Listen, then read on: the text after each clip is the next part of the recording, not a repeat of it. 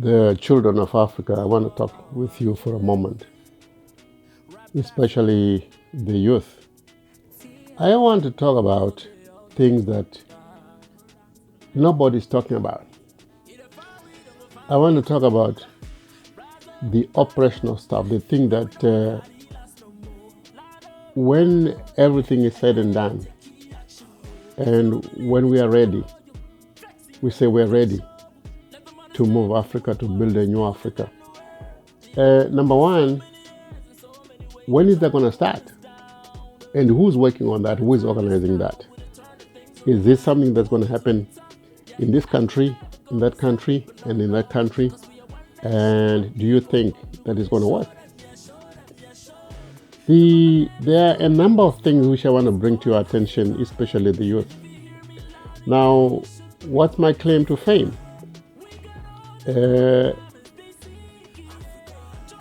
I've spent over 10 years looking at what's wrong with Africa and what can be done to fix it. And I spent 8 years of study and research in Africa. I spent over $100,000 in Africa going visiting these governments to understand what happens in these governments. What is really happening? Why are things not moving? On the floor, what's going on? I was in there. I talked with the secretary to the cabinet, who's basically the secretary to the president. I've talked to the permanent secretaries, who is the next person after the secretary to the cabinet. I've talked to the directors in these governments. I've been to Ghana, I've been to Rwanda, I've been to Tanzania, I've been to Malawi. I spent 10 months in Zambia. When I realized that, I came there with an idea, not with a plan. And I realized that the way the system works, they say, we'll make a meeting with you tomorrow. Tomorrow I said, I want to see how it works. It took me 10 months there, what I wanted to see. I understand what happens. I understand the system in detail. But I spent 10 years. I wanted to turn over every rock. Every rock, I wanted to turn it over. I wanted to go around every corner. What is going on? And why was I doing it? I was doing it for our youth. I was doing it for our children. I was doing it for you. I was doing it for you for a reason. Because we don't have a map for the future. This generation does not have a map for the future. You are going to inherit a very complex enterprise place, a very complex place of where you work as entrepreneurs or as workers. It's so complex and things have changed so radically that the traditional job is now different. The way a nation accumulates wealth is now different. How are you sure that the person that you vote for is aware of all this complexity? There are things that you don't see. There are things that you can see, tangibles and intangibles. You are not talking about that. You're talking about what they did to you 600 years ago, what they did to you, what they did to us, what they did to you. It's good to know about that. It helps you shape your future. It helps you put the right things in your manifesto. That we don't want this, we don't want that. This is what we want. That's the importance of knowing the history, is to manage and control and create policy for the next space. And that's all. And after that is said and done, you need to have something that you're following. You need a map. Does that map exist? You have it. You have it. The system that you're looking to, is it an African system? The system of elections, the system of putting somebody in power, that once they're in power, you have no control what they do, they please their party. Is that going to work for you as you worked with the past 600 elections? But there are just a few things which I want to touch. Maybe we're going to go into detail with them sometime. Number one, you talk of unity. People talk of unity. When is it going to be? When is that going to be? What is going to happen? Who's going to do it? Who do you know? Who are you looking at? Who is behind? Who are you following behind? Who's going to make sure that the unity, you are sure you have it? In other words, do you have a leader on Africa? You see, people are so hungry in their countries that they're looking at their country only. But this is time for Africa. This is time for Africa. If the leadership is not connecting you to a center, a starting place as Africa, then they're misleading you. The power is in being Africa, because the system is so complex, so powerful, with hundreds of institutions, foreign ones. What are you going to do about them? Do you have a leader? It doesn't exist. Is there a leader at the African Union? No. There's a worker there. So you don't have a leader. So who is going to lead who's going to lead the unity? And the other thing is that, do you have a plan that you know? Does Africa has a plan that you know? Tell me. Where is it? Who's leading it? Who designed it? Do you know? How can you change things without a plan? How can you change anything at all without a plan? And what is a plan? A plan means that somebody has sat down and thought, impacted a picture of what needs to be accomplished, what needs to be done. Oh, many people are stuck with this thing of 2063. But where is the means to fulfill it? Who is the leader? There's no leader. African Union is a union of ununited nations. Because they don't care. They don't care about their own people. They cannot run their own governments. How are they going to be able to be at the table where we're talking about Africa? Is their thinking, their psychology, their mindset about the future or about the present? These are leaders of the present. You need leaders to emerge, a leader to emerge of the future.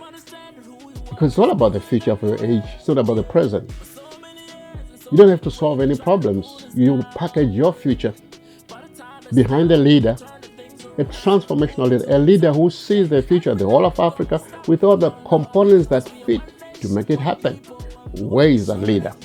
Have you heard of that leader? Have you heard them talking and saying, this we're going to do A, B, C, D, and we're going to do it this time, and then we're going to do things with sense of agency, and this is our roadmap, and this is our blueprint?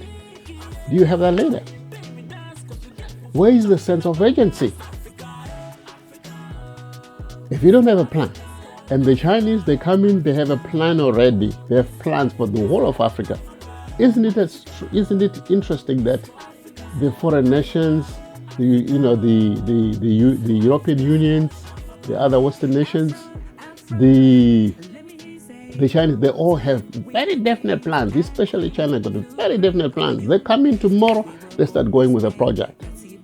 And they're occupying all the industrial parks that they are creating, or this thing called zones. They're creating that. Where is yours? Who is that leader that's saying, the youth of Africa, this is what we're going to do? Now, every question that I've asked you, because I spent so much time looking into what is wrong with Africa and what can be done, it's an answer. You need a transformational leader. Any change that you have seen, all these names that you hear because of a reason, because they did something unique.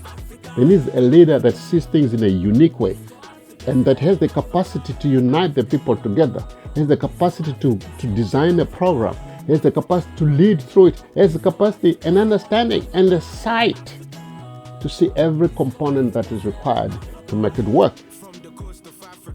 A transformational leader. Right? The next thing is that the plan, we do have a plan called the Rapid Africa Plan. It's designed in such a way that it's the means to fulfill the 2063. It's designed in such a way that you're starting from the top. You don't have any problems when you're starting from the future. Any transformation starts from the future, not the present. Who is talking about starting from the future? And what does that future look like? In the Rapid Africa Plan, there's a definite vision. There's a number vision. We know what the Africa is going to be. What's the projected GDP? In other words, when the whole of us in Africa have worked, and all the services, when we add them every year, what is it going to be in 2063? We can tell you the number, because the math is the same. Every nation that is transformed, the math is the same. The formula is the same. And so I found out that it's a science to change. Without a transformation like that, you can't do it. Without a plan, you can't do it. Where is the plan? And where is the sense of agency? With all these other nations, they already have plans already. They're ready to move. If you don't ask the right questions, you don't get the right answer. You don't get the right process. You don't get the right plan. The Rapid Africa Plan has asked the right questions, has created the right manifesto, and is saying the Rapid Africa Plan is driven by a manual that makes you understand as a youth every step that is required to transform. It's called the Riot Act, the African Master Reset that I wrote for you, the youth. That's the least we can give you, because we failed to get the colonizer out of Africa, out of our industries. All the malls, all the supermarkets are still owned by the colonizers. The whole planning process, the hundreds and hundreds of organizations that are in Africa today, they are planning Africa. All this, remember I was talking to you about the secretaries of governments and the directors, they're always out to seminars to listen, to accept what they are given from outside. We have a big job, and we need to do it. We need to do it fast. The Rapid Africa Plan gives you the sense of agency because it's coming with a roadmap and a blueprint. It was produced over full-time 8 years of study. The Rapid Africa Plan. You have a transformational leader there. We have a team driving this. You have a transformational leader. You have a sense of agency. You need to know what to do to unite. We're on 1,000 pages. The All Africa People's Alliance. That's our unity strategy. And how do we come in with all these things, the things that you can't see and the things that you can't see? We just have to reset Africa. That's why the manual is called the Riot Act. In other words, we tell people Africa is for Africans. We don't have to convince you with that. Africa is for Africans. And that's what it's going to be. And we do a master reset. The Riot Act, the African master reset. We have to reset all these things. So we take control from a thought process, from a planned place first. That's what you're going to do. That's what the Rapid Africa Plan does. We've got to take the control right from the beginning. And it says it's a third world modernist Bible written for you, the youth. The Riot Act, the African Master Reset. The third world, the African Transformational Bible, that if you read it, you know every step of what to do, and you know how to gauge and measure this leadership in your country. Thank you. The Rapid Africa Plan. One Africa, one roadmap, one people, one voice.